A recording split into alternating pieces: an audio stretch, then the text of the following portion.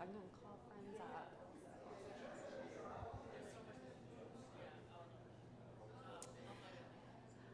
Good evening, everyone. We would love to go ahead and get started. I believe it is just about 6:15.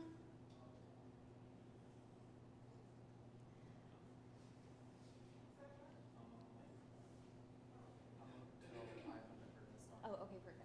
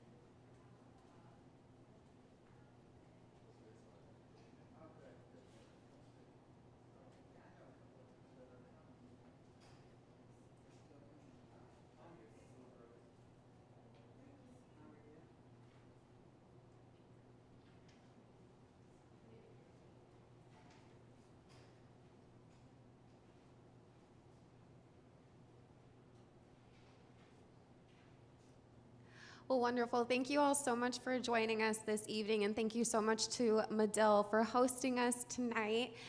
Really excited for a very important conversation on reporter election coverage safety this evening. So I would love to give a very warm welcome to our panelists this evening. We have Marissa Lang of the Washington Post joining us, along with Ellen Shearer, who is a little bit of a homecoming right now.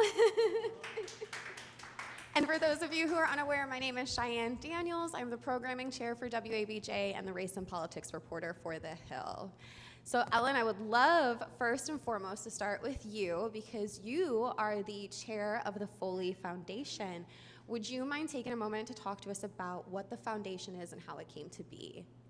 Sure, Cheyanne, thanks so much. And I'm so glad that WABJ decided to talk about this issue of journalist safety because I'm afraid it's not talked about enough. So glad to do that. The Foley Foundation actually was created in the aftermath of the hostage taking, torture for 2 years, and beheading of Jim Foley, an American journalist and a Medill alum like Cheyanne, who was actually a student here in Washington before he headed off to cover conflicts around the world, Libya, Iraq, Afghanistan, and then was beheaded in Syria by ISIS 10 years ago.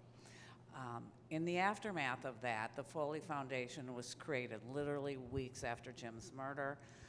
Our goal is to make sure our government prioritizes the return of all Americans who are held hostage or unjustly detained abroad. And, you know, we have seen some successes in recent weeks and months of American journalists especially, who have been held.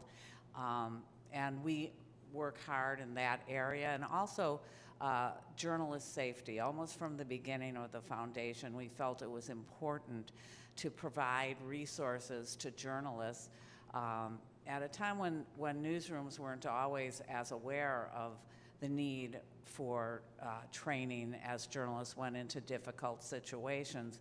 And since then, those situations have only proliferated. When we first started safety training, it was really about conflicts and terrorism and trying to be safe in situations around the globe. Now we've expanded into making sure journalists understand protocols for digital safety, both for your sources and your own data, as well as now there's a lot of instances, as we all know, of members of the public who are antagonistic toward journalists. And we've got to now part of knowing the tools of journalism, in my opinion, is understanding safety protocols. This is just, you know, who, what, where, when, why, and how to keep safe.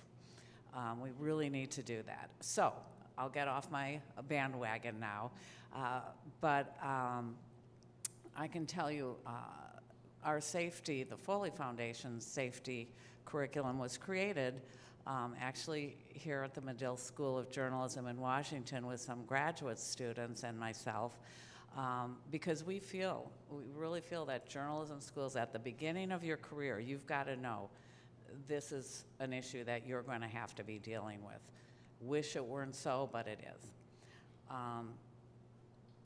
So I'm going to talk a little bit about some of the resources that are available to journalists who want to come up with safety protocols before they head out.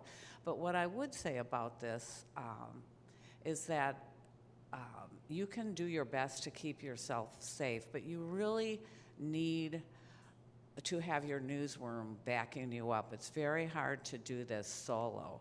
So part of the job you may have is encouraging your editors to create safety protocols for your newsrooms. For us, the foundation of being safe is a risk assessment. We have a risk assessment. I left copies up here if you'd like to look at it, but this is the one that our foundation developed with the Medill School of Journalism. And what you really need to think about is it's all about risk assessment and then risk mitigation. And you have to do this with your editor. So first, you identify the risks by looking at your locations. Where are you going? What's the schedule? What are the specifics of what you intend to do? Also, think about what the risks are. Is this a sensitive topic? Which, if you're covering politics, yes. Yeah, that's kind of a given. It is a sensitive.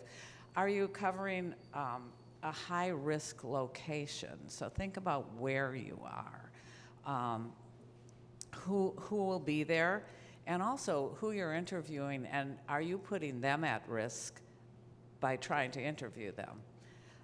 Is your security going to be threatened by talking to specific people? And then also do a kind of a self-profile. Not how you perceive yourself, but how others may perceive you. What is your image and your presence online, too? Also, is there an increased risk as a result of your gender, your age, your ethnicity, your religious beliefs, your nationality? All of that can be determined online. And so people will be looking at you and think about what does that mean in terms of things you may want to do to protect yourself. And then what are steps you can take to reduce any of the risks that you've identified? Always put your safety first. If you're uncomfortable with the risk of an assignment, say so. It's more and more newsrooms accept the idea of it's too risky. But this is not something to try to bluff your way through. If you don't feel safe, trust your gut. So things to think about in a risk assessment and risk mitigation. The first thing is working with your editors to come up with a plan. Everybody's got to have all the contact information, a secure contact app like WhatsApp or Signal, as well as, of course, cell phones. And then you have to set up a check-in plan. What time are you going to check in?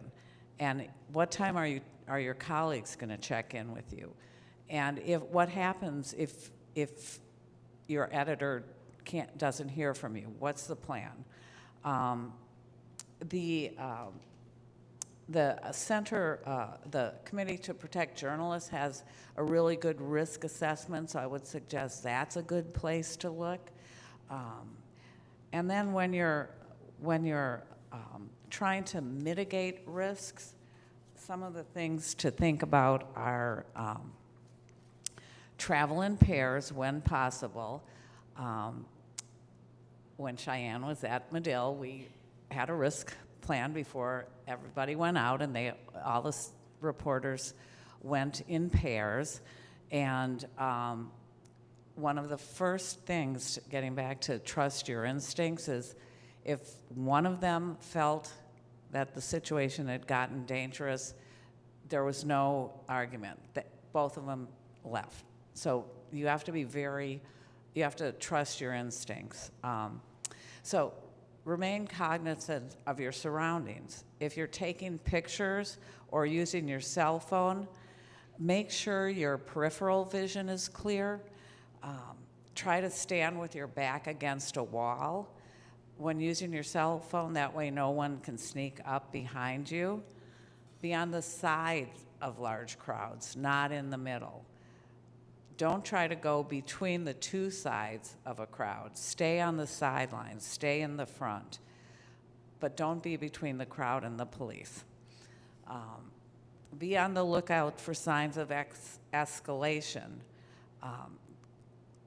Get your quote, get your picture, but then get out.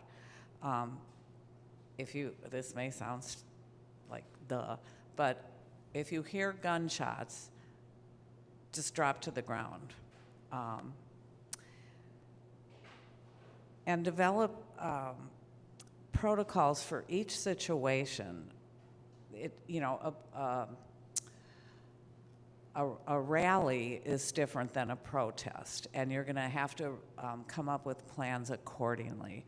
And again, there are a lot of resources available for you, but planning, mitigating, always thinking of where's the safe place to be, and always having an escape plan in place. It's in your head. Everybody knows where you're supposed to go. This is, all of this is about advanced planning, so that when the moment happens and you are feeling unsafe, you remember, oh, right, what am I doing in the middle of the crowd? I gotta get over there. Or why am I trying to do a video interview with somebody, again, in the middle of the crowd? You need to know, if I've got a camera, I've now lost some of my ability to judge the situation. So I've got to be in a place where, like, having your back against the wall at a street corner is the ideal place to interview somebody during a rally or a protest. So you really need to be thinking about all of these things before you go out, and make sure your editor and you are on the same page about that. So there, it can get complicated for sure. You have to make a decision. For instance, I always think it's better to be showing your press credentials, but there may be a situation where you should always have them with you and quickly available, but where you think, based on this situation, this crowd, it will actually be better if I don't show my press credentials. Again, I would lean toward always showing them, because it's more honest, but you have to make these decisions based on what you know about the crowd. And again, I think that, judge, are these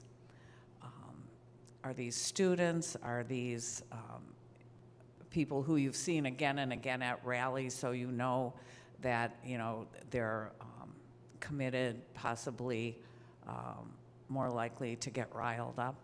So this is all the stuff you have to think about in advance. And your editor or producer owes it to you to go over this with these types of situations with you, and make sure everybody's got a plan, and that who do you call?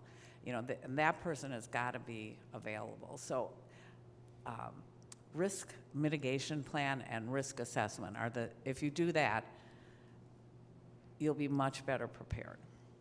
And Marissa, we're going to come to you, but very quick, because we want to hear about the experience of employing these safety skills. But first, Ellen, I know Ellen is joining us in between attending another event, so I do want to give her a huge thank you. She does have to leave soon, but one question I did want to ask you about was this intersection that you have been at is like education and working with the Foley Foundation. Can you just talk about how important it is for our members who are thinking about becoming journalism educators or who are currently journalist educators, how to make sure that we are properly training up-and-coming journalists to be safe and to take safety seriously, especially as we saw what happened on January 6th. We know that there is multiple conflicts going on around the world right now. How do you encourage educators in this moment to teach about safety? Oh, thank you. Well, I do think as I said earlier, I think safety training is now just, a fundamental of becoming a journalist. Unfortunately, we've heard from journalists around the country who talk about, kind of some of the standard practices of, something, in a community. There's a shooting. You go to the victim's family. That is a given, except now reporters are talking about, I'm going to go up and knock at a door. The dangers, the risks are exponentially greater than when I was working in journalism. And so I think it's incumbent on educators, for those of you who are thinking about educating, working in journalism education, or also, educating your own newsroom. This is just fundamental now, and there are tons of resources out there. So if you want to incorporate that into your classes, I would just say you're going to go cover a hearing on Capitol Hill. There's evidence that violence happens on Capitol Hill. What is your plan? Where are you going to go? What's your exit strategy?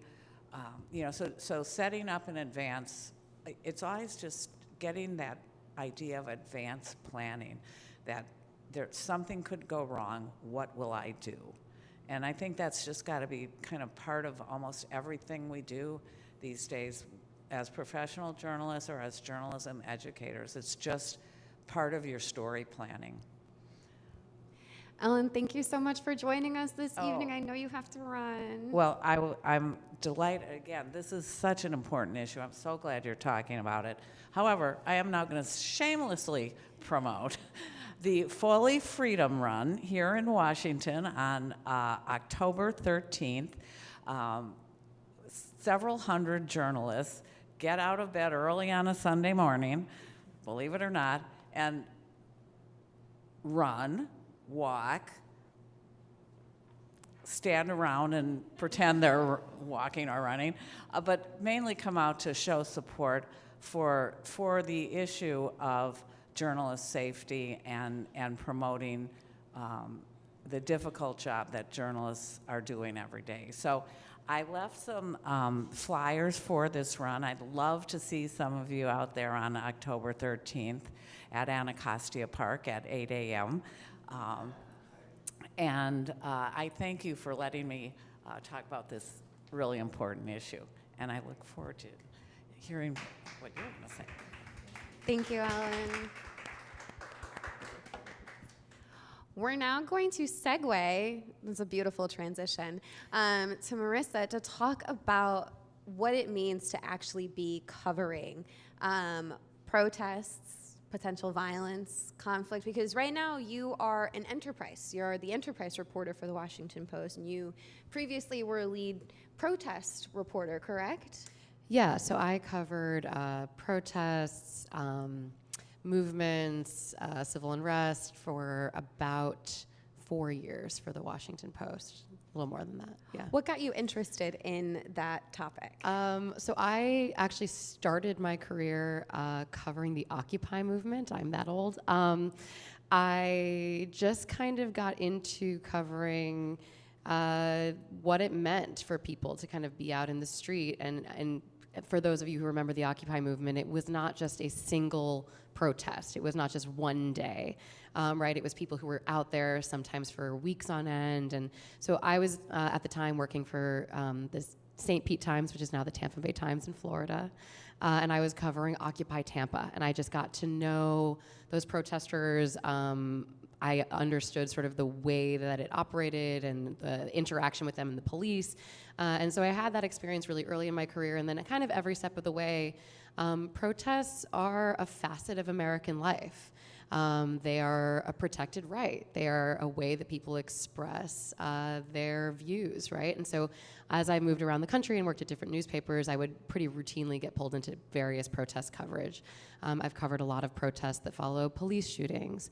I've covered protests on the East Coast, the West Coast, and when I was out in California, I covered protests that were getting increasingly violent, particularly in the San Francisco and East Bay area. So when I was applying for a job at the Washington Post, they needed someone to come to DC and cover protests. This was during the Trump administration, and there were just so many protests happening in Washington, kind of unprecedented numbers. I think I ran the numbers once, and it was something like 5 permitted protests a day. And those were just the ones for which there were issued permits by the police department or the Park Service. And so there were a ton that were just sort of organic protests as well. And they needed someone who would keep track of all of that and kind of know what was newsworthy and what wasn't, and which rose to the level that the Post should be paying attention to. And so in the course of that, I covered protests like the Women's March and the March for Our Lives, but also protests that were smaller, more community-driven, protests after a police killing in a DC neighborhood, and then eventually, of course, the protests that followed the murder of George Floyd in the summer of 2020, and then the following election cycle and the anti-democracy protests. I was at the insurrection. So it takes many forms.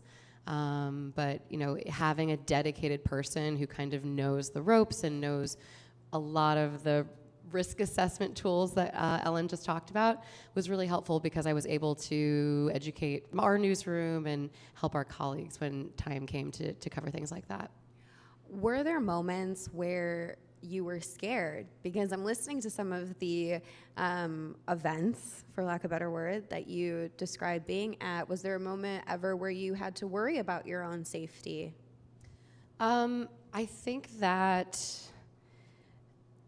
to prepare for these protests, you always have to think of the worst case scenario. And I was certainly, I remain the kind of person who, when it seems like something could be bad or could go left, I will make a lot of noise about it. I know particularly as we were getting toward the election in 2020 and past the election in 2020, things were getting more and more violent. There were a number of instances. People tend to not remember that there were quite a few anti-democracy protests before January 6th that happened here in DC. There was one in November, there was one in December, and each one was getting more violent. And we were seeing just random acts of violence, and a lot of militia groups were coming to Washington. The Proud Boys were here, and they were attacking passersby. I interviewed a number of folks who were getting attacked just because they were walking out of a restaurant wearing black and were being accused of being Antifa. There was a quadruple stabbing in December at a Proud Boy rally right outside the Hotel Harrington in downtown Washington. So things were getting more violent. We knew there were certain groups, obviously, that didn't like the media, didn't like press, particularly didn't like, quote unquote, mainstream organizations like the Washington Post. So having hard conversations about, what do we need to do to make sure we're safe? What kind of gear do we need? Do we travel in pairs or groups? How do we stagger so that, we're out there during times of day that make sense? That no one's out there alone at night, things like that. So I would say quite a lot. You have to think about your own safety and the safety of your colleagues. There are a lot of times that I think about not just the risks of crowds, but the risks of law enforcement and law enforcement presence being a risk to your safety. When there is crowd control tactics being deployed, it's rarely targeted at one person, right? They're sending out tear gas that blankets a street, or chemicals that you're going to breathe in if you're there, or shooting kind of at random into a crowd of people with less lethal munitions. So I think it's sort of a constant feature of covering these kinds of things, that you have to think of the worst case scenario and then walk back from that and say, like, well, what is the minimum I need to do to feel safe? And at what point does it no longer feel like I can be safe and still do my job? So some of the things you just mentioned, I think about, we really saw on national television during the summer of 2020, when you talk about tear gas being deployed, you talk about less lethal ammunition being deployed on crowds. And of course, reporters are there. We're not suddenly, oh yeah, the tear gas won't affect me because I'm a reporter. And we started to see on live television reporters having to put on gas masks and things like that. Oh, I love my gas mask, Cheyanne. So what? I've always wanted one. Isn't that every girl's dream Christmas present? Every girl's best friend, yeah. So what types of tools or equipment do you have that those, especially who are thinking about becoming reporters who cover protests and potentially politics? Again, January 6th was not supposed to happen in any realm of our minds, right? But it did. What equipment should reporters have for safety? Yeah, that's a really great question. It's one I get a lot, especially with young reporters. Like, really good gear is expensive, right? Like, having a full face gas mask, which is what I have, is expensive. And I am lucky that I work for an organization that picked up the tab for that when I needed one, right? But I will say, like, listen, if you come to my house, I look like a prepper. I have flak jackets, I have bulletproof vests, I have full-face gas masks with different respirators, I have a ballistics helmet, I have, like, you kind of name it and I have it, and it looks crazy. But it is because I have covered a lot of really violent events, and they are not all the same, right? I always tell young reporters that at a minimum, what you want to think about is covering the parts of your body that are the most vulnerable.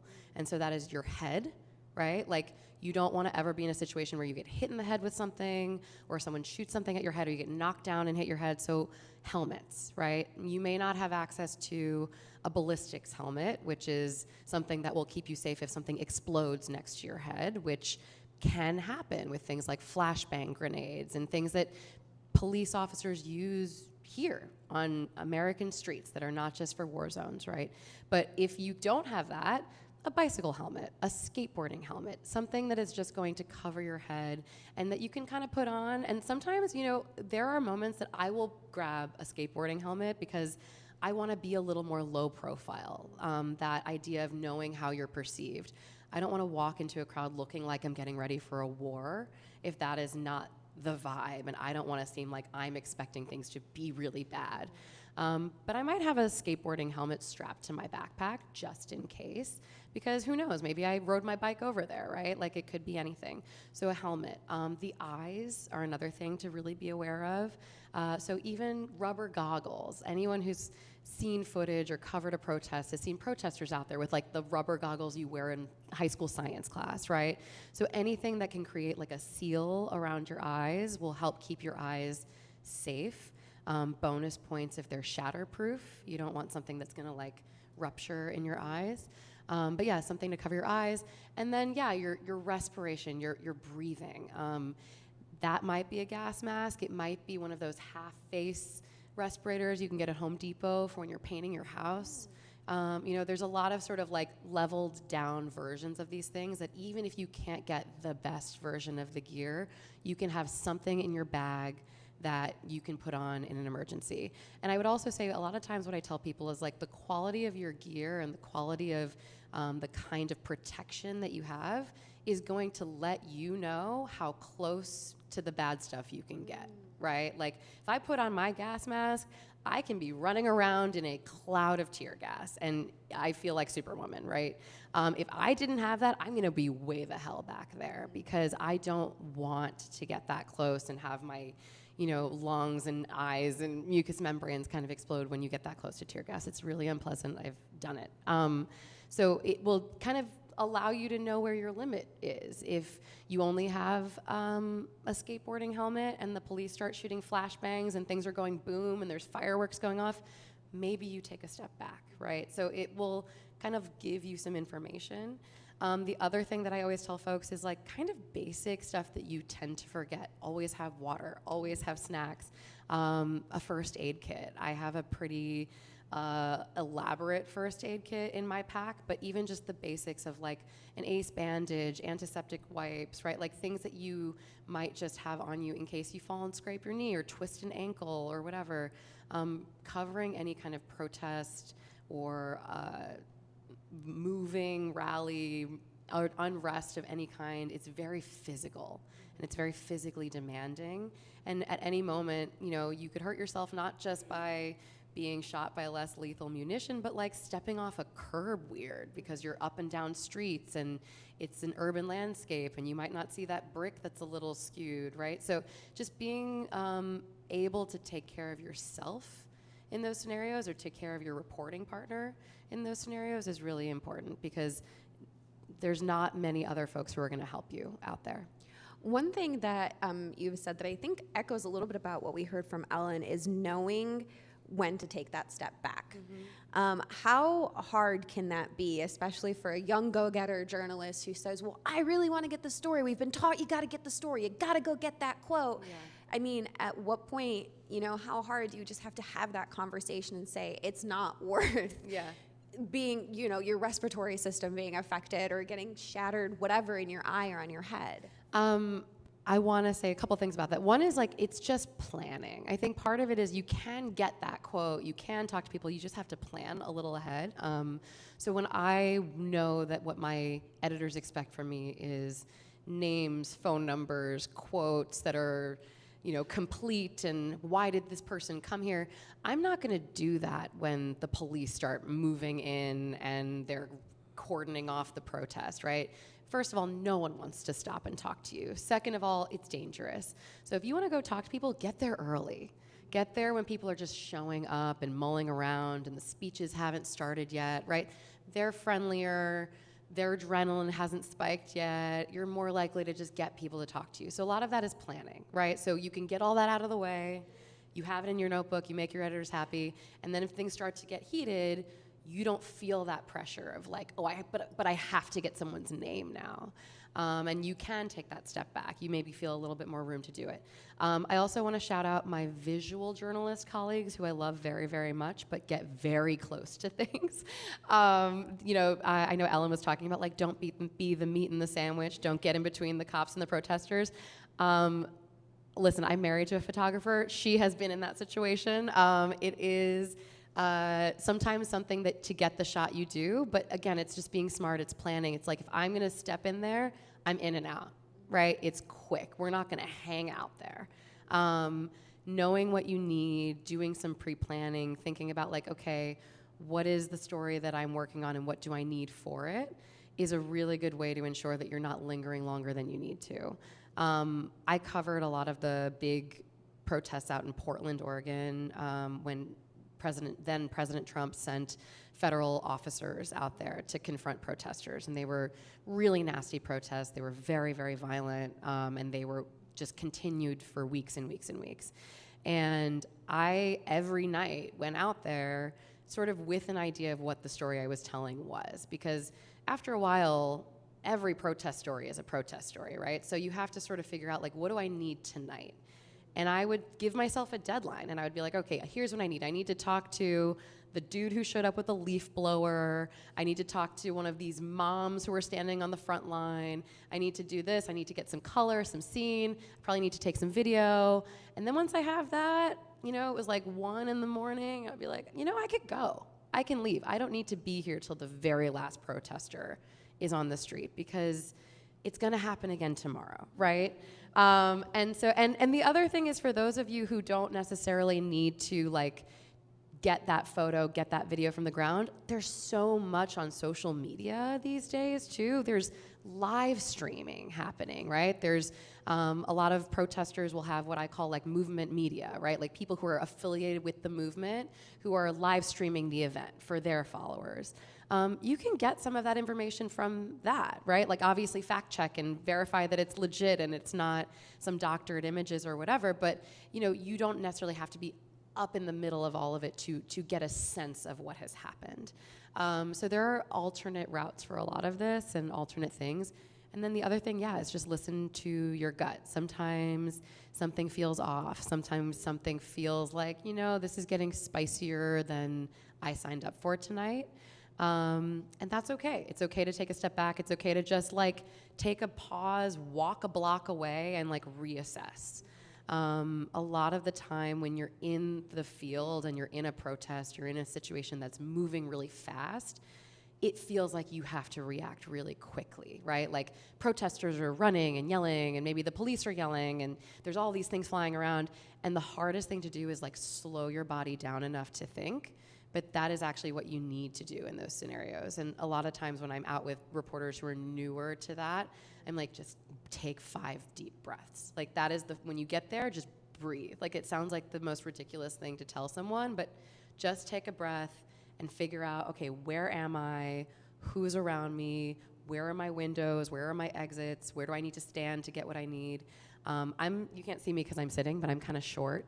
So when I cover protests, I like to be up on a ledge, right? I'll find a little stoop or a lamppost or a fence or something and just give myself a little height so I can see things a little bit better, right? So kind of knowing what you need to do in those moments to assess and then make a decision about where am I going to go, where am I going to stand, how long am I going to stay, do I have what I need, things like that. So we've heard bits and pieces about how you operate when you're in the field. Mm-hmm. What are some of the steps that you take before you leave the newsroom, before you leave your apartment, before you hop on the plane to Portland? Mm-hmm. What are you doing ahead of time to make sure that you are safely prepared to go out into that protest? Yeah, that's a great question. I mean, so Ellen talked about risk assessments. I think that sounds really unapproachable. Sometimes, what is a risk assessment? The truth is most journalists naturally do risk assessments all the time by just doing reporting. It's really like pre-reporting. So if I'm going to a protest here in Washington, my risk assessment is going to look very different than if I were going to a place like Portland, which I don't know as well, right? I know DC very well. You could drop me somewhere in downtown and I know my way around. That is not true in another city. So one, do you know the area? Do you know the landscape? Do you know the geography? When I was in Portland, a lot of the protests were happening down by the Judicial Center, which is very close to the river. And so I use the river as my landmark. If I knew where the river was, I could sort of orient myself in the city, even if I didn't know the streets. If I'm in a place that I don't know super well, I will usually go out the morning before the protest if I can, or the day before, and walk around, right? Scope out the area, see what it looks like. Is it a really wide street? Is it narrow with a lot of buildings and not a lot of exits? Am I going to be, in a park? Am I going to be on a sidewalk? Where is it? Are there fences up, right? A lot of time, law enforcement will put up those big no-climb fences, and that limits people's movements, and it makes it more likely you're going to get kind of squished in somewhere, right? So just knowing, what is the scene, what is the geography, what is the landscape? And then who are the players?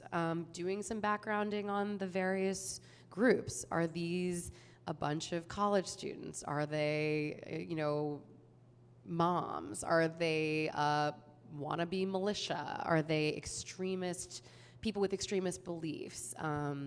It's just sort of knowing what the players are. One, who are organizing the rally, right? There's the people who are organizing the event, and then who is likely to show up in support, right? Because it's not just whoever signed the permit. Often there's other people who are attracted to these events. So who might be there? How big is it going to be? Am I expecting 50 people? Am I expecting 50,000 people? That's going to change things.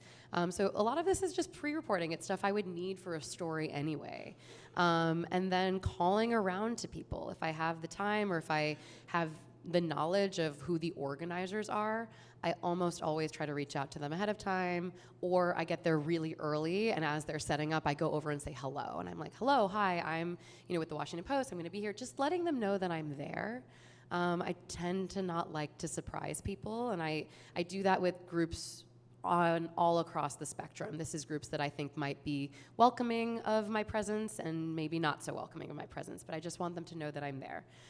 The one exception to that, I will say, was January 6th. I did not do that, but I generally will try to just let people know that I'm around and I'll be talking to folks, and if they want to see my press credentials, that is the time that I will show people my press credentials. I'm actually a big advocate of like not wearing them around terribly often. I think it can make you a target more often than not, unless there's a real reason to wear them. And if you are gonna wear them, please, please, please do not wear them around your neck. It's a real hazard. And if I wear them, I usually loop them through a belt loop. So, yeah. So Marissa, finally, I want to ask you, obviously we have student members, there might be up and coming journalists here tuning in this evening. What advice can you give to young journalists, first-time journalists who are looking to get into the field that you're in? Again, thinking about, I know that you also did international reporting, Mexico, Rwanda, obviously the US, where we have seen in recent years growing political violence. What advice can you give for young journalists who want to cover these types of stories? Yeah, I would say, well, the first is like know yourself, know your own temperament. I think a lot of time people get into this and think like, oh, it's so exciting. And I really do think there is an art to covering very intense, sort of high adrenaline events. One of the pieces of advice that I give to folks is like, if you want to go out and cover a protest, get really good at getting yelled at. There are people out there who are, in some cases, really angry for very good reasons, a lot of times, right? And if you approach the wrong person in the wrong way at the wrong time, they might just round on you, and it is not personal, right? Or sometimes people get mad at me because I work for the Washington Post, and they hate the Washington Post. And I don't take that personally, right? So I think understanding yourself and your own ability to kind of navigate those scenarios. Some of it takes practice, some of it takes being in those scenarios and knowing how you react and being able to talk yourself down or maintain sort of outward composure. Because I've seen colleagues who are, really good reporters just kind of lose their cool in those scenarios and yell back or maybe make a situation worse for themselves because they just don't know how to handle like that kind of pressure or emotional sort of flare up. So know yourself and then have your own systems. Figure out what works for you, right? Like I have gone through many trial and error with gear, with knowing how to approach these protests. Like the getting there early thing is something that I learned after showing up when a protest is starting and realized like it's really hard to talk to people. So I started getting there really early. And then find a colleague, a mentor, a friend, someone who has more experience. It might be someone in your discipline, like another writer or another photographer. It might be someone who does a different kind of media. I've learned so much from photographers and visual journalists who have done a lot of this work for a long time, and just being out with them and watching how they move through crowds and how they navigate things has really helped me in how I do it. And then, yeah, just don't be afraid to ask questions. Like, I think a lot of time there is a fear of looking stupid, but I use the fact that our job is asking questions to like feel totally okay looking dumb, right? Like if I don't know something, if I'm a little concerned or I don't know how something's gonna be, just ask someone who would know. Maybe that's your colleague, maybe that's an organizer, maybe that is someone in the community who is a, person who is a trusted member of the community who can give you a grounding. So I think that would be my best advice, but then just get out there, volunteer, get the experience. I would start off by covering protests and stuff that are maybe smaller. It's really good practice just learning how to like walk with the crowd. The number of miles I have logged walking backwards is like a really weird skill that I have now, to like walk backwards and take video and whatever. But just learning how to navigate those things when the stakes are a little lower will prepare you for when maybe it's a little higher risk. I would like to take a moment to ask any of our audience members if they have any questions for Marissa. No pressure, though. Does he need a microphone? Yes. Hello. Yeah, I go by Brother Khan, my name. I want to ask you, which was the event where you felt extremely threatened? One example. One example of when I felt extremely threatened. I think, so I will give you two answers. One is, there was this one event, it was not a big protest. It's sort of, my editor teases me that it was the one time he thought I was actually gonna get arrested. But I had been covering these protesters for a long period of time. These were folks that I met literally on day one of the George Floyd protests here in Washington, D.C. And a number of them were brand new. They had never protested before. They were mostly young, black men and women from D.C. Who just were moved to come out. And I talked to them that night, and I kept in touch with them. And I kept in touch with them for a year. And I sort of watched as they changed, and their politics changed, and some of them became way radicalized by what had happened, and some of them went the other way. And one of my sources who became very radicalized and very anti-police and anti-police state and all of that was still at it a year later when a lot of the protests had died down and they were much smaller. And so it really wasn't a big crowd, but they wanted to go shut down the Beltway on Friday during rush hour. And I had been writing this big piece about her, and I needed like one last scene. And I was like, tell me next time you go out. And so she said, do you want to come? And I said, sure. So I got into the back of a U-Haul truck, and we drove out onto the Beltway, and they got out with their banner, and they shut down the highway. And then more cops showed up than there were protesters, and I was sure that I was going to get arrested that day. So that was like the first time that I really was like, oh, this is it. And I had my editor's phone number on my arm, and I was ready for whatever happened. But we didn't get arrested. They just kind of moved us off the highway. But that was the one time that I think in that way I felt threatened. And then I would say, yeah, January 6th was a day where I was really scared, not just for myself, but for my colleagues. There were so many indicators before that day that I was following on message boards and chat rooms and kind of open air planning of what was going to happen that day that indicated people were coming to the event prepared for violence and armed and with all kinds of plans to do damage and to do harm. And I, as much as I could, tried to prepare myself and prepare my colleagues for what I thought was going to be a really bad day. I mean, I was prepared for like terrorism levels of violence. I had a friend who lives in Capitol Hill who I called and asked the night before if I could bring people to his house if people got hurt, because I was thinking that could happen. And I was out there, and in the crowd, you could see that people had guns. Like, they were wearing them under their sweatshirts, but you could see it. And I think that day was the day that, like, from the beginning, from the moment I got there till I was back in my house, I was sure something truly awful was going to happen. And it's not to say that it didn't, but it also could have been so much worse. It was a really bad day, and it could have been so much worse. Like, they found those pipe bombs that never went off outside the DNC and the courthouses. So, like, that's what I was prepared for, like a shooting or a bombing or some incredibly mass casualty event. And so that day was probably the day that I was, like, the most on edge. But anytime you're out there with the crowd and armed police officers or armed protesters of any kind, you are on very high alert.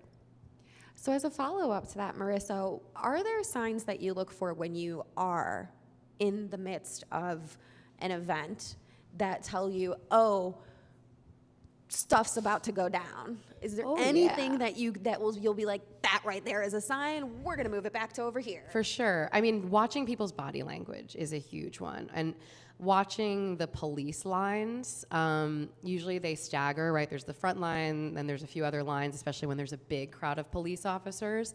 I like to watch what kind of police officers are out there and then what they're doing. If you see police officers starting to put on protective gear, they are getting ready to engage in a more aggressive way, right? The other thing that I always tell people is bike cops, to me, are a red flag. People think bike cops are kind of goofy, right? They've got their shorts and their bikes, and they don't look super threatening, but bike cops are like crowd control devices that are less scary looking than SWAT officers.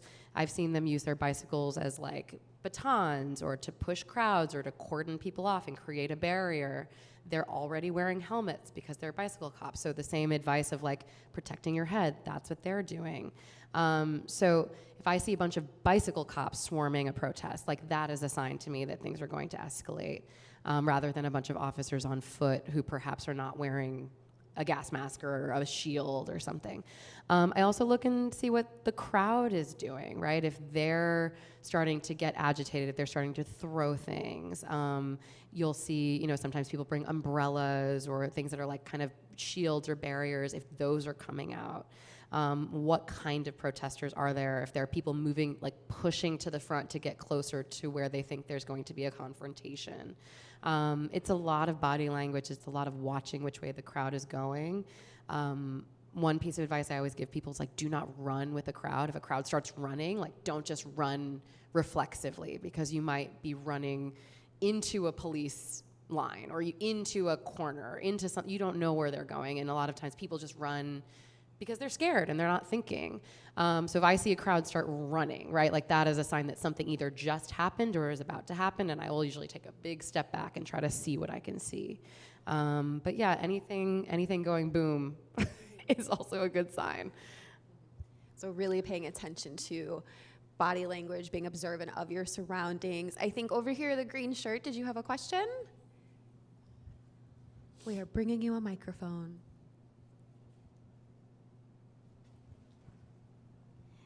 Thank you so much. So my question is, let's assume that a journalist gets arrested. What kind of like privilege or right that journalists are entitled to than just normal citizens? Yeah, no, that is a really good question. I would say, first of all, if you're working for an organization, any news organization, you should have a conversation with your editor before about what their protocols are and what numbers or, you know, resources you need in that situation.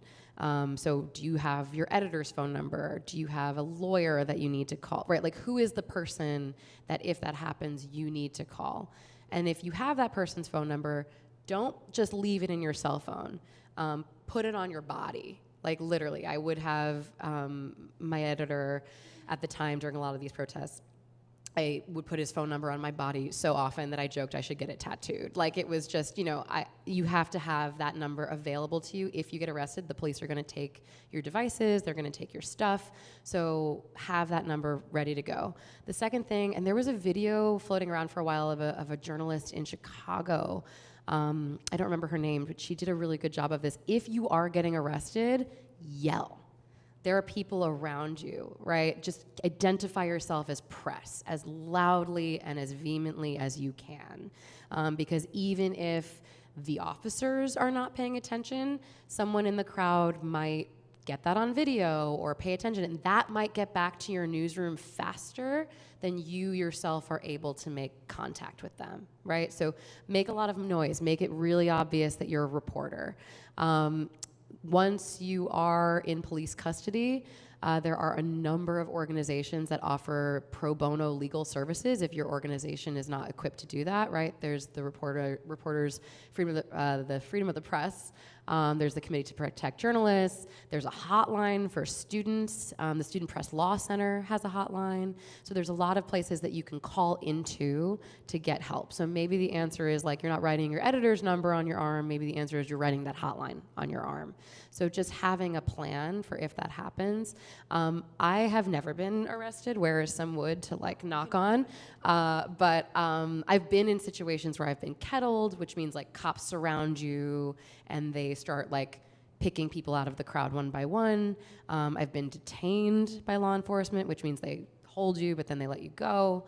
But I've not been arrested because usually when I say I'm a journalist and I show them my press badge, they will let me go. But that is sort of a luck of the draw thing. It depends on the jurisdiction. It depends on the officer and the mood they're in that day. It depends on, you know, a whole range of things. So I wouldn't take it for granted, but just have a preparation plan for like worst case scenario, I get arrested, then what?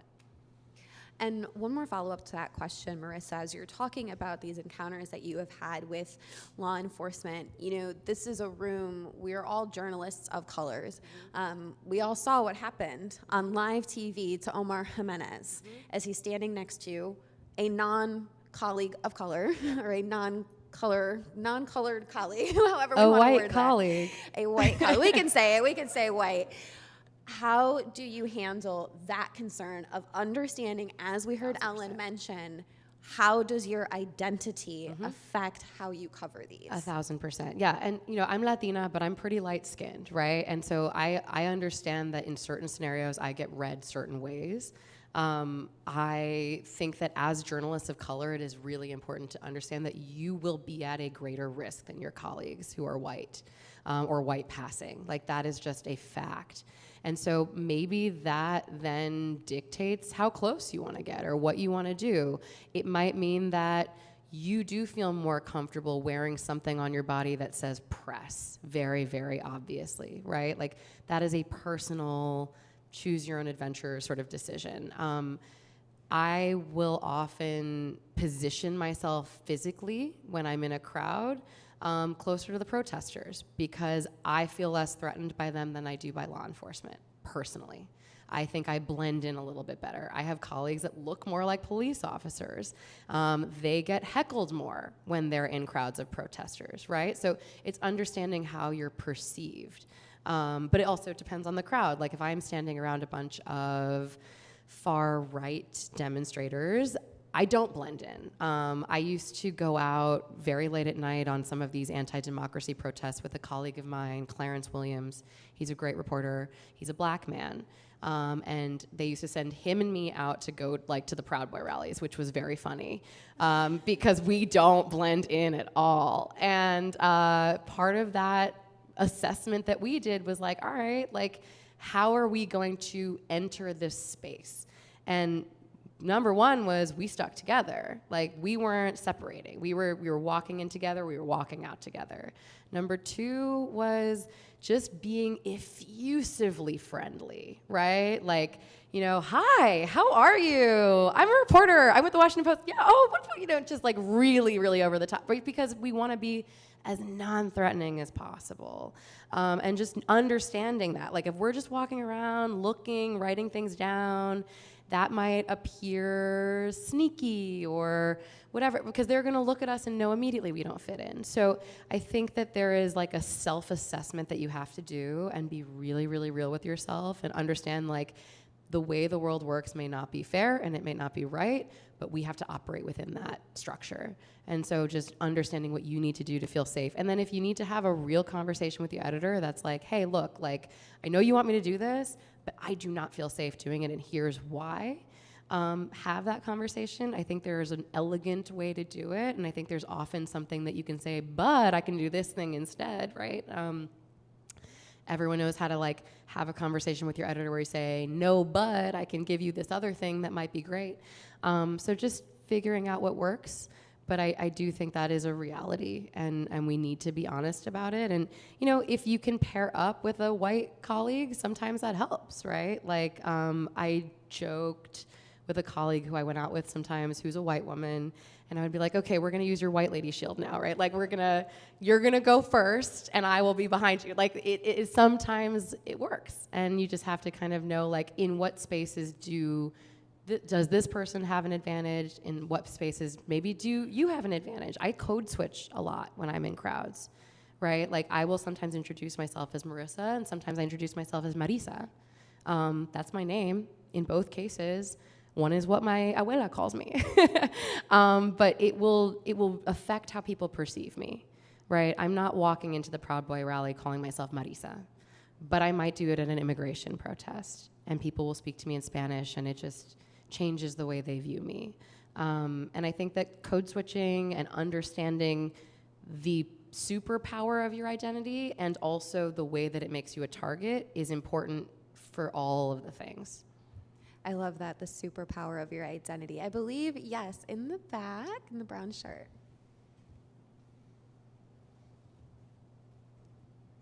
Hi. Hi.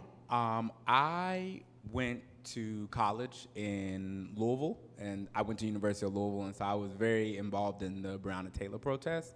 So my question is, what do you do to make sure as a reporter that the things that you see are being dictated accurately and correctly? Because I know that one of the main problems with me and other protesters was that one thing would be going on at night with us, and then a whole nother thing would be portrayed on the news in the morning.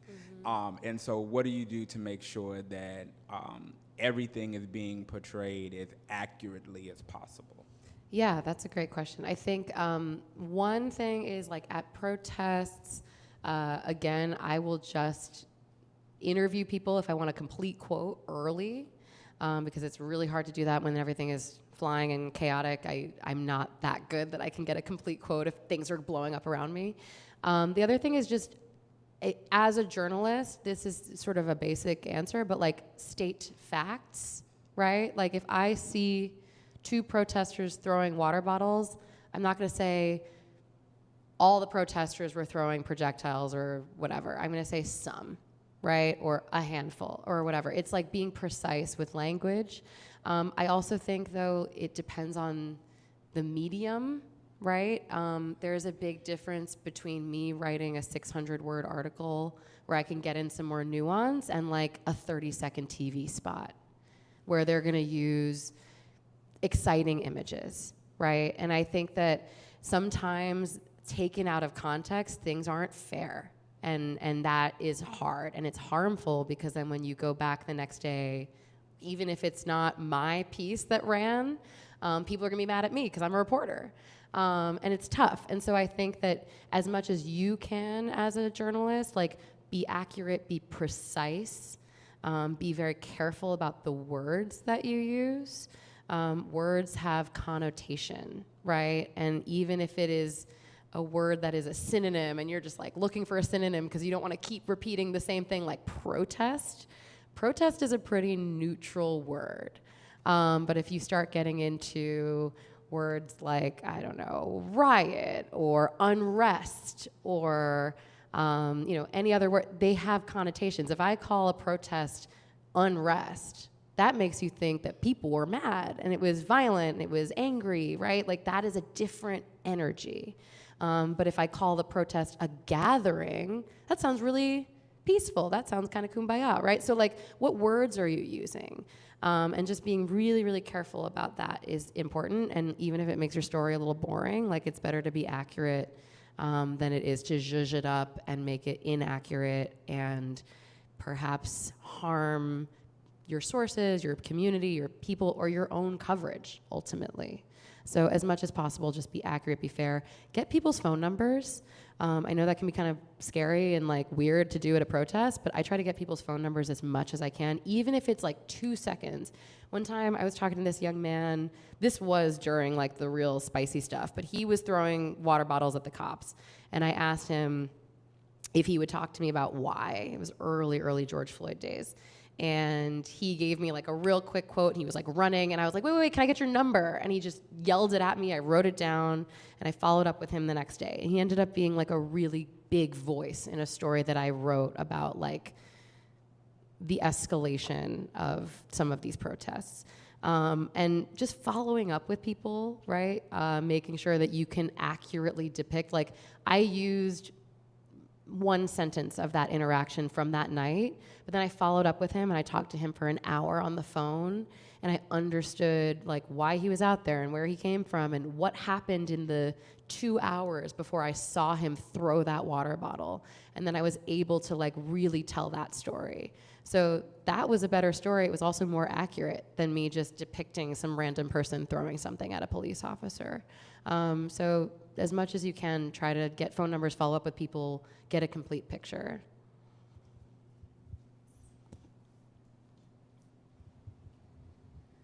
After January 6th, would you, if asked, still cover a protest? Like, would you ever go back to it? Oh, I was out there like a month ago. Yes, I still routinely cover protests. I see one of my editors in the audience right now. She can tell you. I I don't cover protests all the time. It is not my beat anymore, and it hasn't been for a few years. But yeah, I still am happy to go out and do it. I think it is really helpful to have people on the ground, especially for some of these bigger demonstrations, with experience and who can kind of help with some of the assessment and to know what's happening. That said, I do think, like, thank you for the question. One of the things that we should talk about when we talk about all of this also is like aftercare and like mental health. Covering this stuff is hard. It is hard on your body. It is hard on your mind. It is hard on your emotions. And I also think, like, again, speaking to a room full of journalists of color, it's especially hard when it feels personal. And it feels like it is your community or a community that you really empathize with that is being targeted. So I think that talking about something like January 6th, like there was a period of time after that where I didn't want to cover anything. It didn't mean that I didn't, but I was really having a tough time afterward. I think I covered the inauguration and I covered one more protest, and then I didn't cover anything else for like 6 months because I needed a break. And it is important to know when that line or where that line is for you and what you need to do for yourself in those moments to take care of yourself.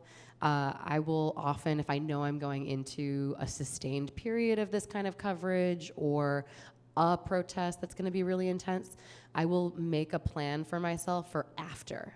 Like, what do I need to do after? Maybe that means I like cook a big meal and it's sitting in the fridge for when I get home, because I'm gonna get home late and nothing's gonna be open, and I don't wanna go to the McDonald's drive-thru because that'll make me even sadder. And so I will make sure that there's food at home, or I know that I don't have to get up early the next day to go to work. Like, maybe I will take the day off, or I know I'm coming in late so I can sleep. Sleeping is hugely reparative for the brain, especially after a traumatic event. So having a plan to sleep, if you don't think you can sleep after a protest because you're really, really amped, like, what can you do to calm your body down? Can you drink some sleepy tea? Can you meditate? Can you take a bath? Can you do something that's gonna like calm your body down and make you feel safe enough that you can actually sleep? What do you need socially? Do you need to talk to your therapist? Do you need to call your mom? Like, social support. Do you need to talk to a colleague who is there with you, who can be like, yeah, girl, that was crazy, right? Like, what do you need in the aftermath to regulate? Because that is a huge, huge part of it, and it's what builds the resilience that we need to keep going and to keep covering this kinds of stuff, because it's not gonna stop. One final question, yes? I actually have a mic for you.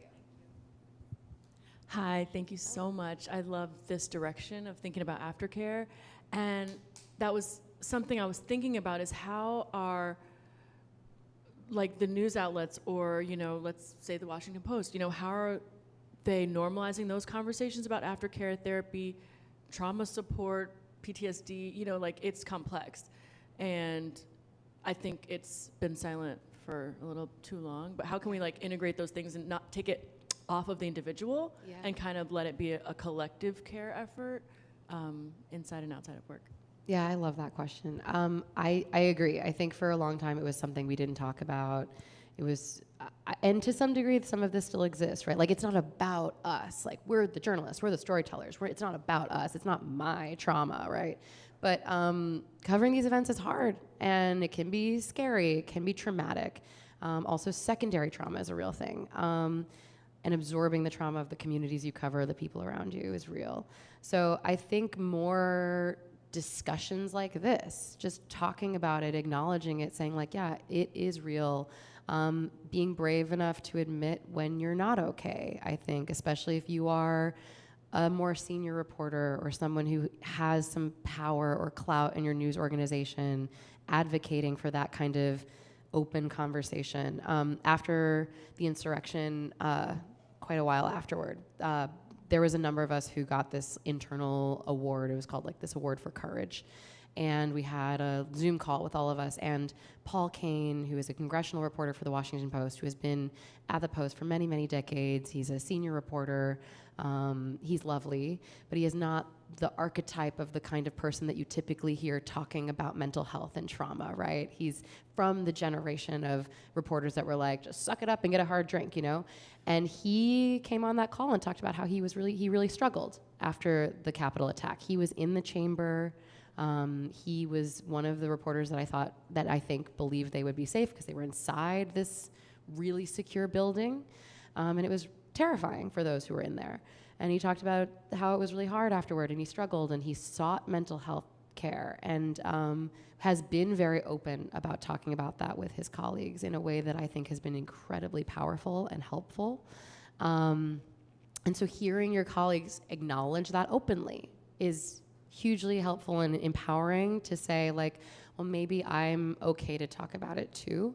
The Washington Post has a union, and the Guild has been really active in advocating and pushing for more guarantees, both in our worker contract, but also just culturally in the newsroom. We have something called the Employee Assistance Program, an EAP. A lot of big organizations have something like this, where it's like an on-call therapist or a hotline or something. If your organization does not have one, it's something you could advocate for. And then I would also say, just seeing what resources are out there. The DART Center is amazing, and they do really, really great work around trauma and around mental health and around mental health supports for journalists. So if you want to lead or participate in conversations like that in your newsroom, reach out to the DART Center, because they're great. We've had people come to the Post to lead discussions and talk to us about having a more robust mental health support system in our newsroom. We have peer advocates in the newsroom who are people you can go talk to if you don't want to talk to a manager. So things like that. There's just a lot of resources out there, and I think the more that we talk about it, the better. Yeah. Marissa, thank you so much for joining us this evening. Thank you all for being here with this conversation, and thank you, Medill, for hosting us. Thank you all so much.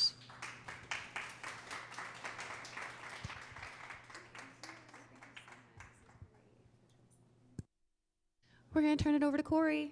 Thank you so much for joining us. I appreciate it. Corey Atkinson, I'm the president of WABJ. Thank you for having me. Of course, of course. Are you Corey? Yeah. Oh, yeah. Understood. Thank you, Cheyanne. Appreciate it. Can we give it up again for Marissa and Cheyanne? So we're going to take care of some business very briefly, but I know some of you came in a little late. We have refreshments in the back, so I'll give you guys about 2 minutes to grab something.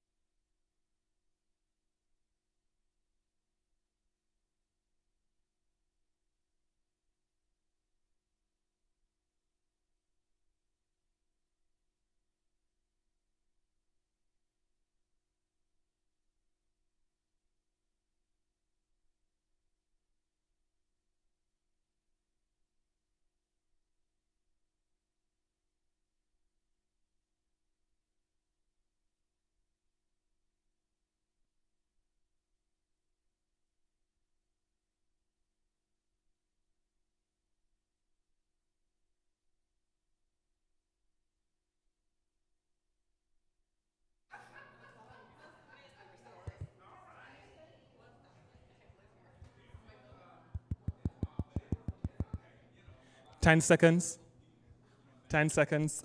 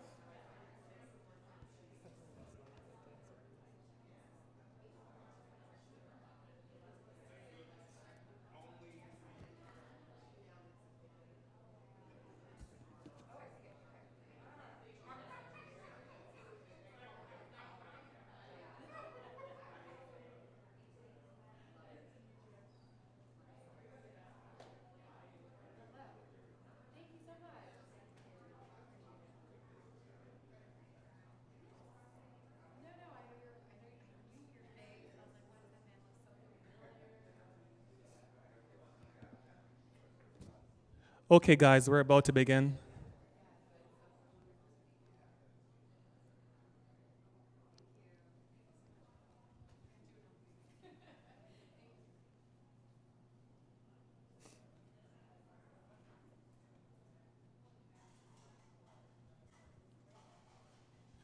So first, let me say thank you guys for coming out for our September membership meeting and workshop. I also want to thank Cheyanne Daniels, our programming chair, for putting on this month's workshop on a very important topic as we go further into the election season. So with that said, I've shared an agenda earlier. Each of you guys should have had one. If not, I have a few available here. I promise that I won't bore you guys with too much information, but we have business to take care of. Can I have a motion to approve the agenda as presented?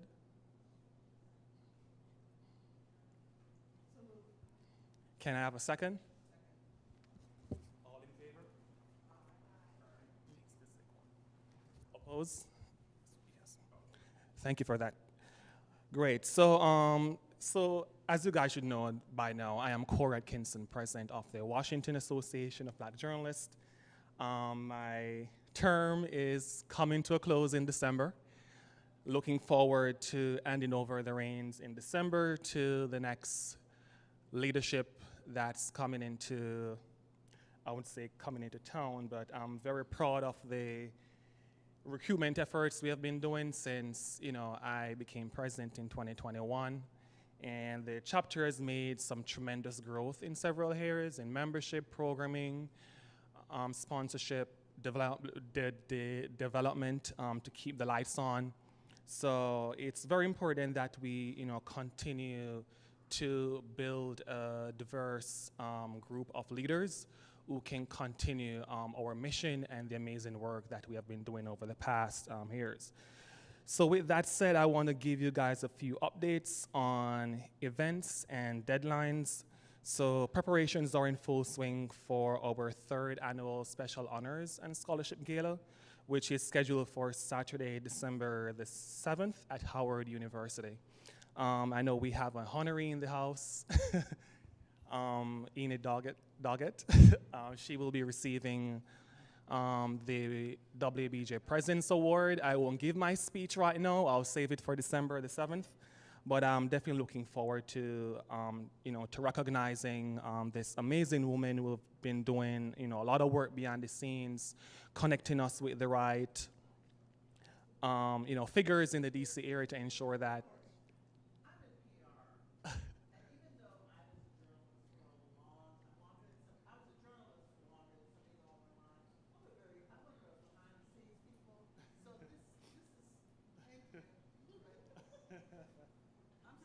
Understood. So, we created this award program 3 years ago to recognize our own folks who are doing amazing work, blazing the trails, and also to fundraise, to keep the lights on, and to support scholarships. Very important for the next generation of journalists.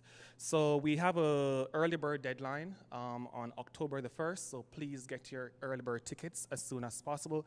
This is something new for us. In the past, we haven't offered an early bird rate, but now we offered, this option for members, and also we're selling tables. Proceeds, as I said, will be used to support our scholarship funds, which were created 3 years ago, as well as our long-standing urban journalism workshop for DC area high school students.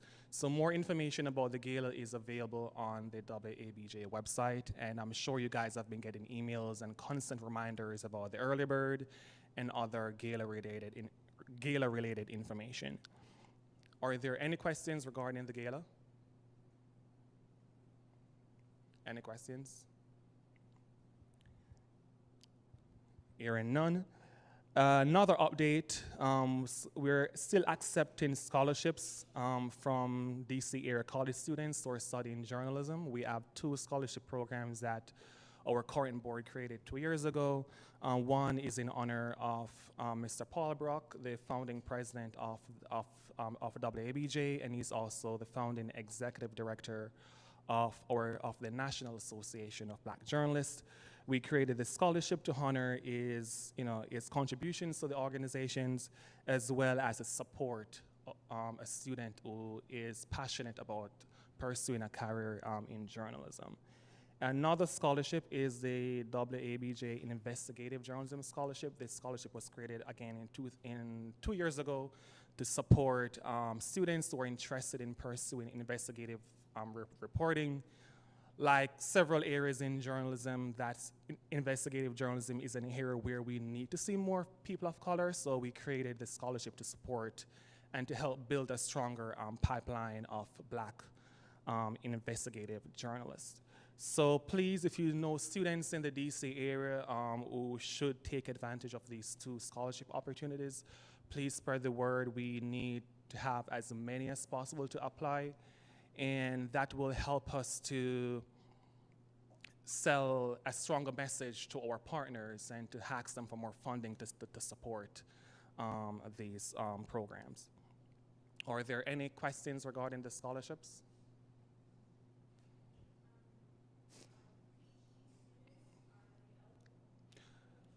Unfortunately, these scholarships are for undergraduate and graduate students or studying journalism.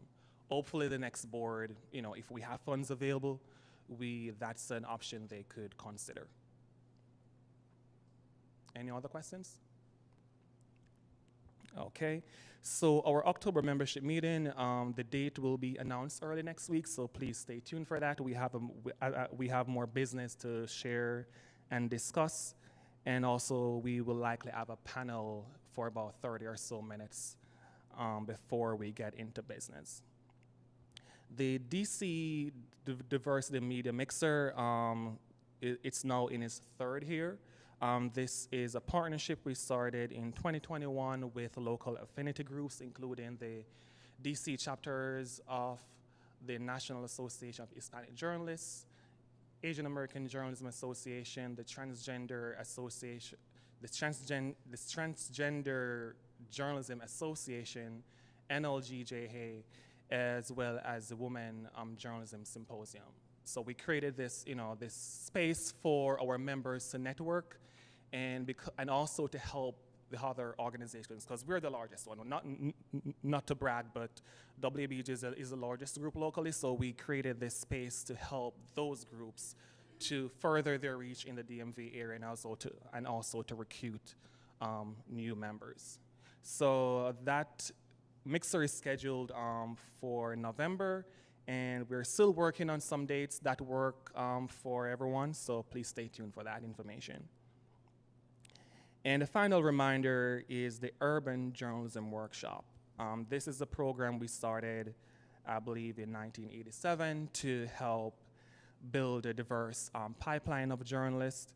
and also to introduce and teach journalism fundamentals to DC area high school students. We will be starting the recruitment season very soon, next month.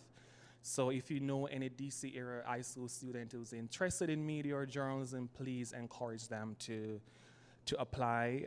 The program will be in late February to late April. Students will meet up to 10 consecutive Saturdays at American University. They will be paired with professional mentors, as well as participating in hands-on training, learning how to write a story, headlines, take pictures, shoot videos from working journalists or former working journalists. And at the end of the program, students are expected to produce a multimedia project, and they will share about, and then they will talk about their experience working with their mentors and how they put their story together.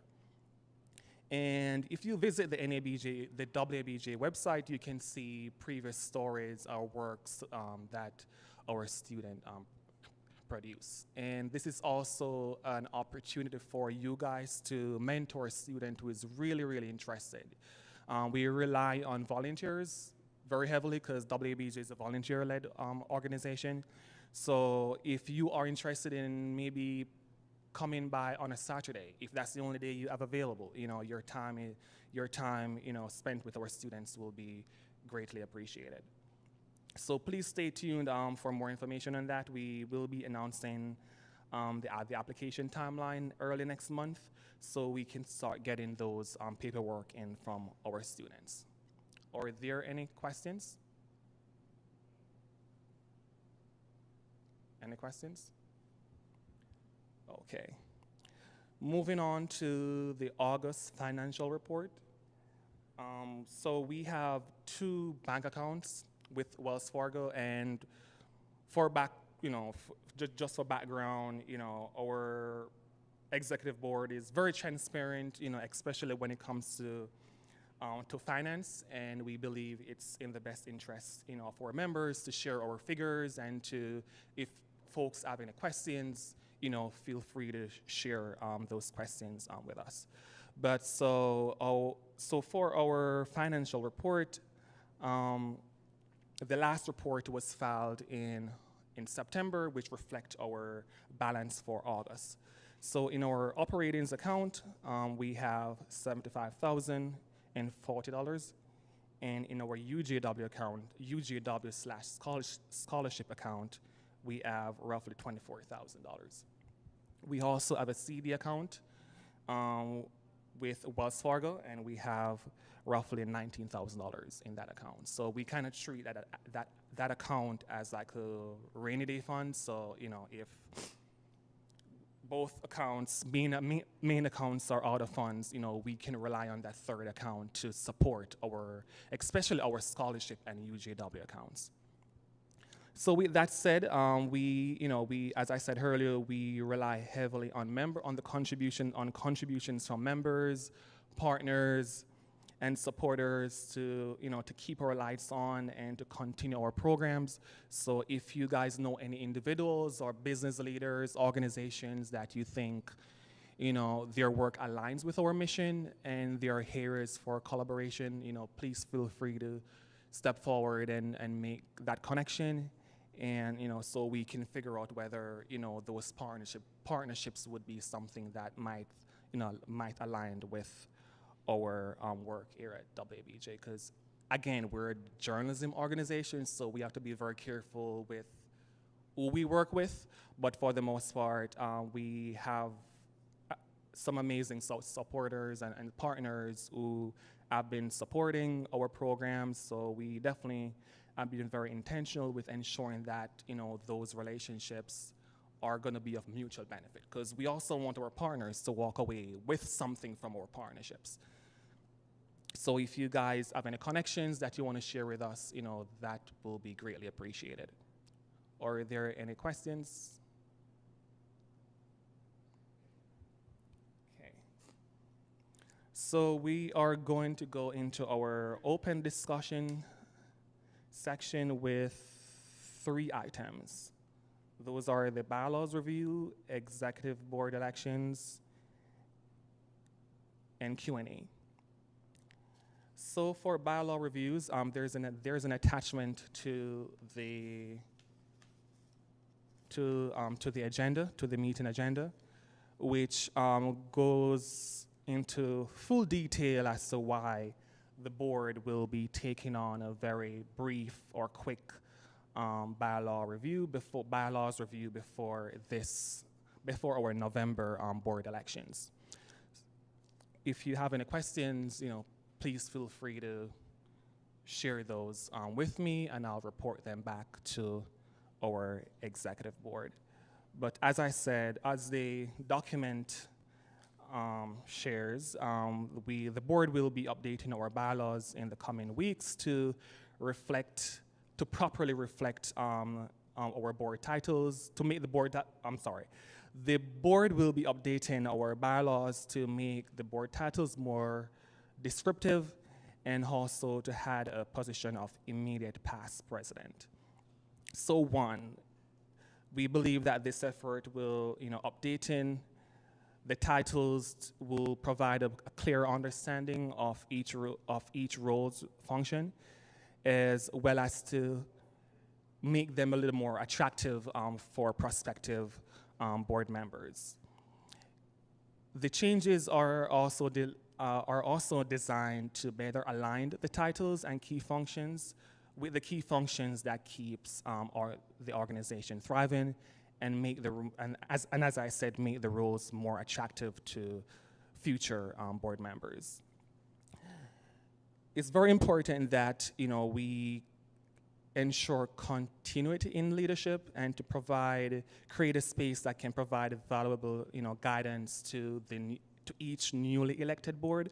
So the board will be having an immediate past president who can, one, help the incoming president with advice on how to continue the partnerships that the immediate past president built, and also to ensure that we continue to maintain organizational stability, and also to share historic insights that might be helpful to the newly elected board.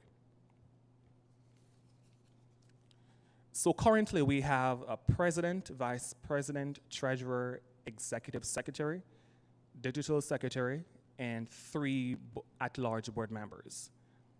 So under the board's proposal, we would still include the president, vice president, treasurer, executive secretary, and we will create a position of director of student engagement and early career development, director of programming, director of membership and social engagement, director of marketing and communications, and as we discussed earlier, the immediate past president role. Our 3 current large board members are already carrying out 3 of the proposed board positions.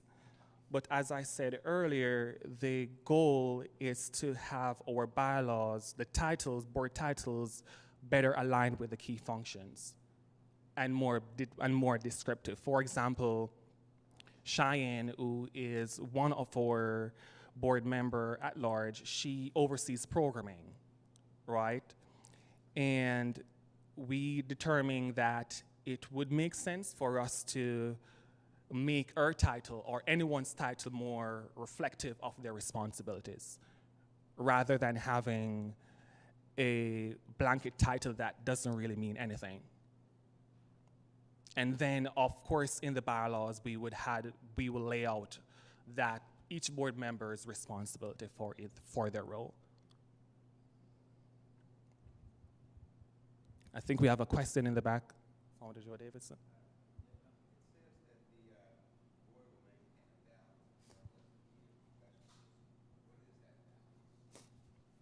Yeah, so currently we have a mix of both journalists and media-related professionals on the board.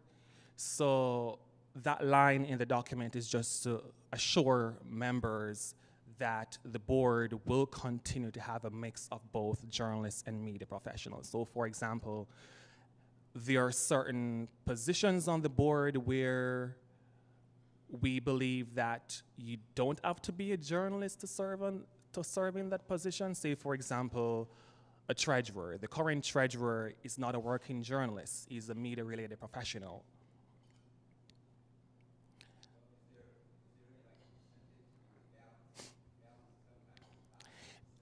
That's a good question, yes. So majority of the board will be working journalists.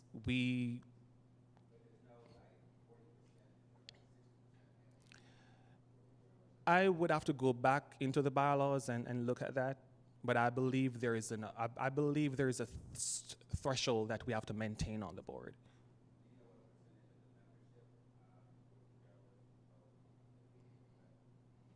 I don't have those figures in front of me right now, but I can guarantee that currently we have a little around 300 members, and I can say we have more of that amount, more than 200 members are working journalists.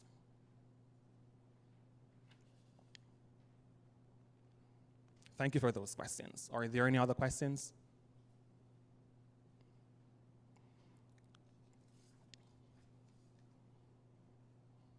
Any other questions, concerns?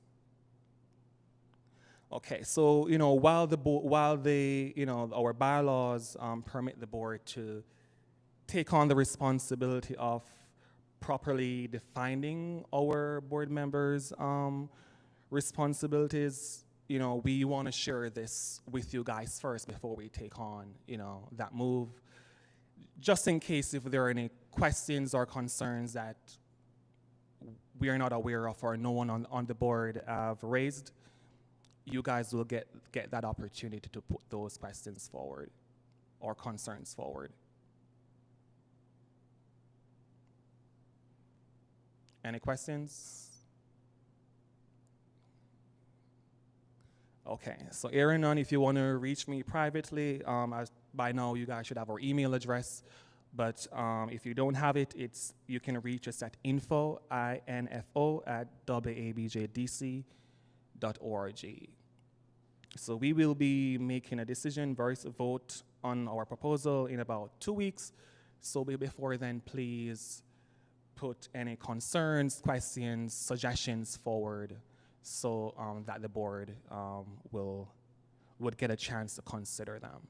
And of course, I know we haven't shared this with members. This is the first time we're having this discussion. So this week we will be sending an email to our members that are in good standing about this update.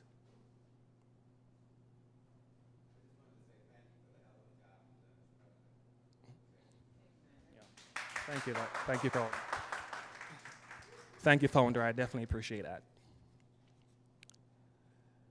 So executive board elections, as I said, I'm looking forward to handing over the reins to the next group of members who will be taking on the chapter's responsibilities. And of course, I'll definitely be around as immediate past president and to offer my full support to the next president and elected board of executive board.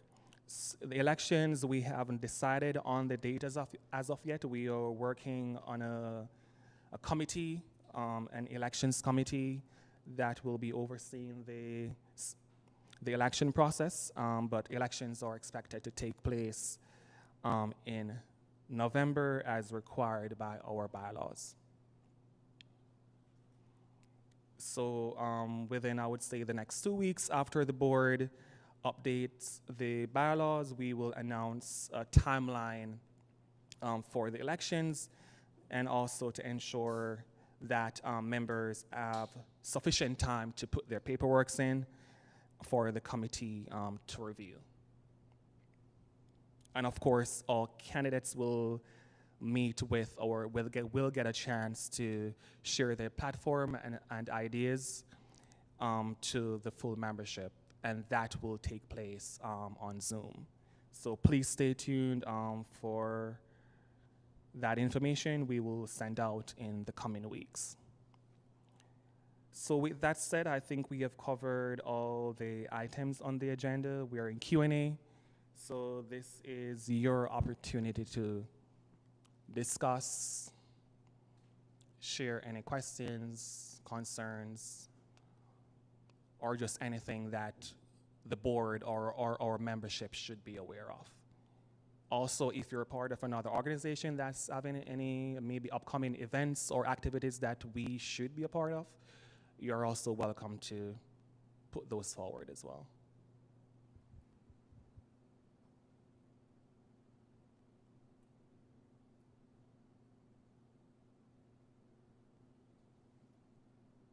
Nothing?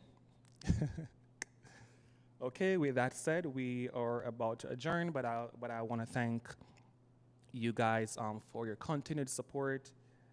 Members are the cornerstone of this organization, and without your continued engagement and support, we would not have an active organization. And for those who are joining online, thank you for tuning in. And I want to thank you guys for your membership.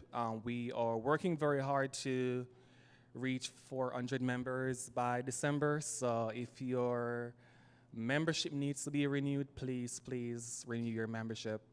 And of course, we cannot do everything as an organization, but there are certain things that we should do to meet the members, meet the needs of our members.